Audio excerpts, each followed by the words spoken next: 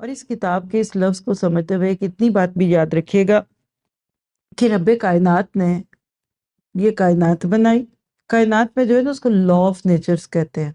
یہ سورج، چاند، ستارے، یہ پورا ایک سیٹ اپ ہے. اسی طرح یہ قرآن جس کو ہم اس وقت دیکھ رہے ہیں نا، یہ لا آف شریعہ ہیں.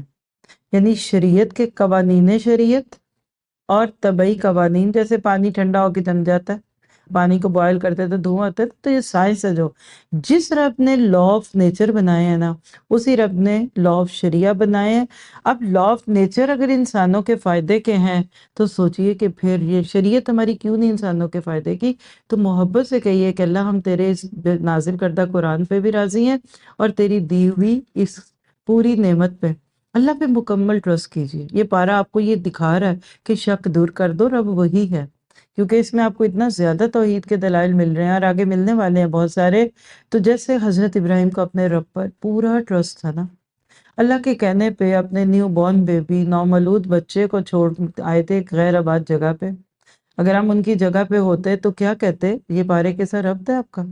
پچھلے پارے میں پڑھا کہ ابراہیم اللہ کے ایک اشارے پہ اپنے بیوی بچے کو چھوڑا جا کر غیر عزیز ارے. آج کے مکہ اور اس کے مکہ میں زمین آسمان کا فرق ہوگا. آج تو اکیلا بھی چلا جائے تو گھومتا نہیں، اللہ تعالیٰ اس کو کہیں نہ کہیں سے ملوا ہی دے گا. تو وہاں تو تھا ہی نہیں، شیر بھی ہو سکتے تھے، کوئی جانور بھی ہو سکتے تھے جنگلی.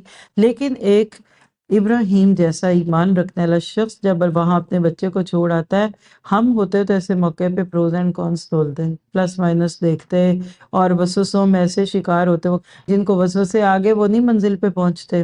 اس دن ابراہیم کے لیے آسان نہیں تھا. آج آپ کے لیے اگر کسی نیکی کو کرنا مشکل لگے تو ان کو یاد کریں. دیکھیے، نہ تو ہر نیکی آسان ہوتی ہے اور نہ ہر نیکی مشکل ہوتی ہے. نیکی اللہ کا حکم ہوتی ہے. یہ قرآن آپ کو سکھا رہا ہے. اور اسی کو پڑھتے سنتے وقت میں نے اللہ تعالیٰ سے یہ دعا کرنی ہے کہ اس ذکر کے لیے ہمارے دل کھول دے. کائنات کی سب سے خوبصورت چیز یہ قرآن، یہ رب کا کلام اس کے بندوں کے نام ہے.